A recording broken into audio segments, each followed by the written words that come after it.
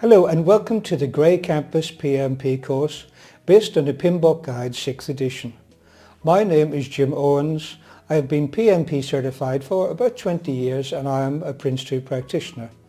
I've been a project manager and a trainer for over 30 years and I am a certified professional and a fellow of the Australian Computer Society. As well as working as a project manager and delivering training in a number of different subjects, I have been developing and delivering PMP courses for about 18 years using the PMBOK Guide 2nd, 3rd, 4th and 5th editions and now of course the 6th edition.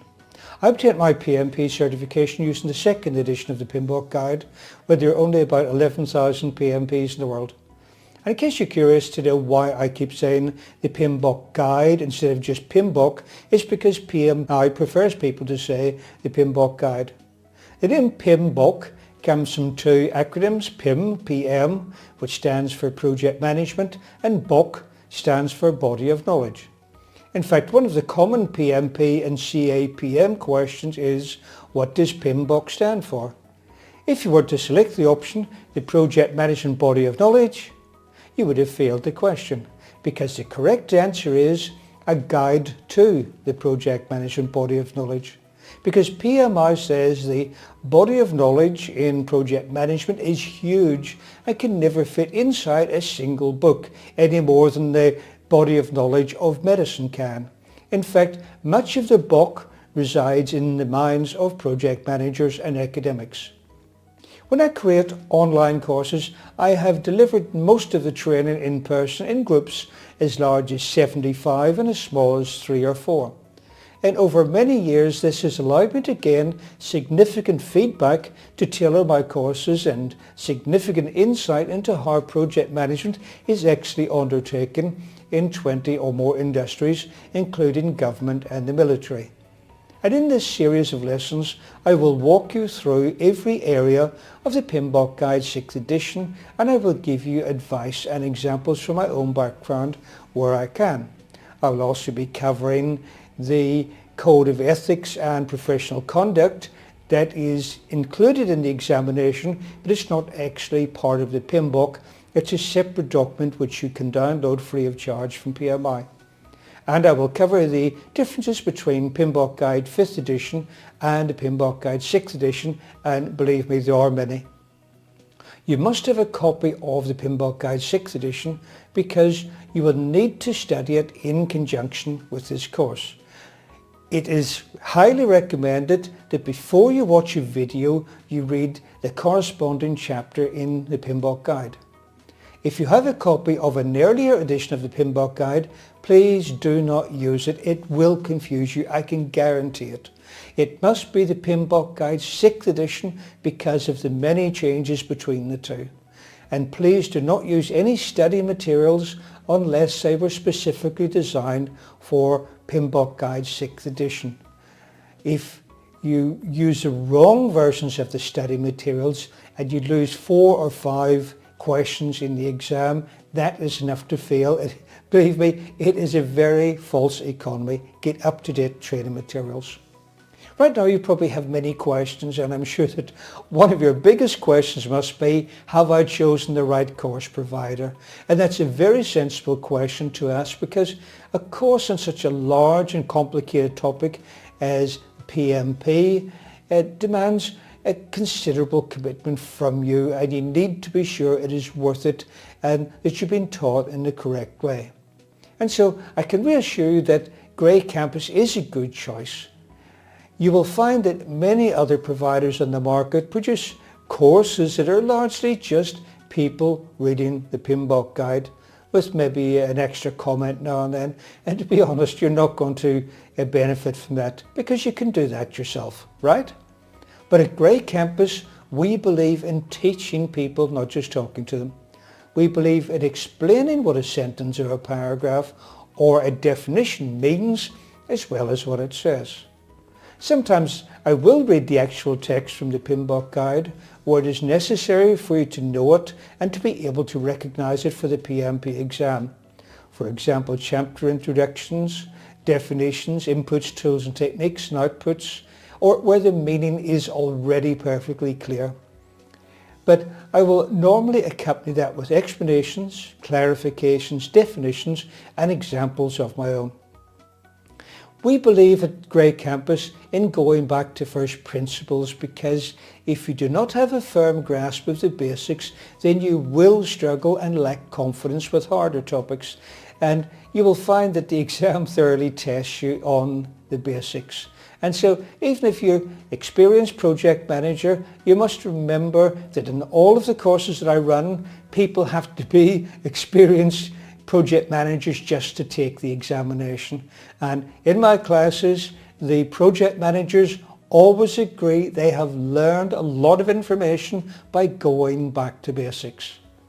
For example, if I were to ask you the difference between the code of accounts and the chart of accounts, would you be able to tell me the difference? And if you did answer, how confident are you that the answer is correct? Or if I were to ask you the difference between a project schedule and a project plan, the difference is huge.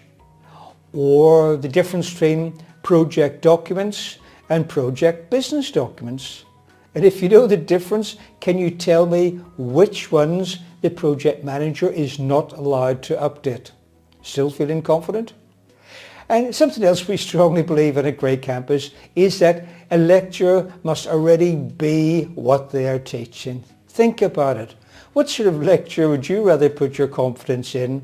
A, somebody has just read a book about project management and they can only imagine what managing a real project must be like?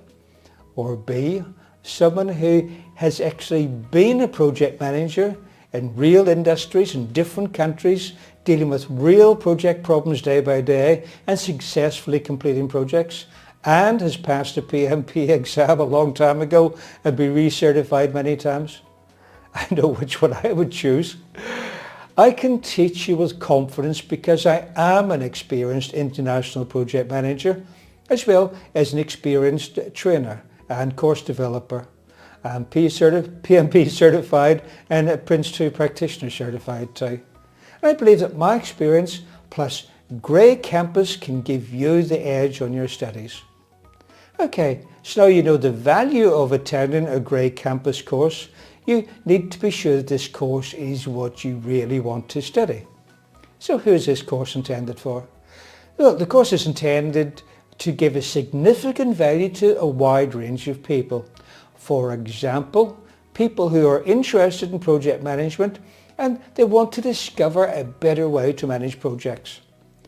It's also meant for people who work in a project team and aspire to becoming a project manager one day and are studying for the CAPM exam and they want to see the big picture, what's outside the PMBOK guide.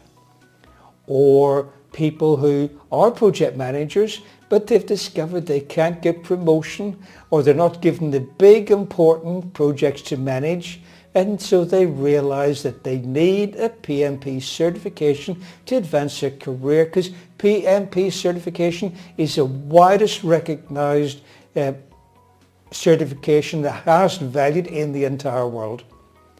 The course is also suitable for project managers who are Prince 2 practitioner certified, such as me, and they're looking for an excellent in-depth project management source book that fits well with the Prince 2 methodology. However, whilst all of the above reasons are perfectly valid, I believe the vast majority of you are hoping to get your first PMP certification. And so for all of these people and more, you have made an excellent choice in selecting this Grey Campus Intensive PMP course. We're going to kick off with lesson 1.0, Foundational Elements.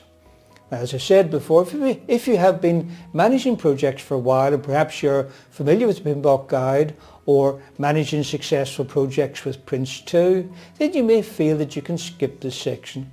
But I would strongly encourage you to work through this. Why? Think of the foundation of an office building. The building is only as good as its foundation. Without that firm foundation, the building is not going to last. The next section is the foundation upon which the whole PMBOK guide stands. I've been running PMP classes for almost 18 years. These classes are for experienced project managers, and yet time after time I find that many do not understand all of the basics.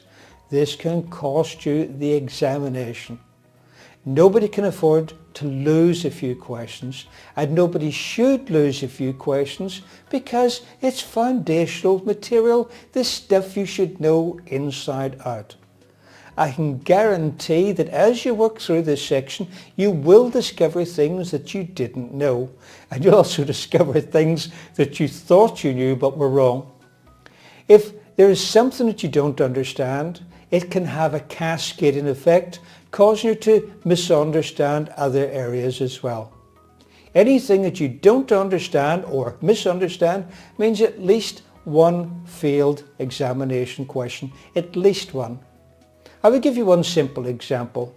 In almost every company, organisation or government department that I've worked for, when I've asked to see the project plan, they've shown me a project schedule.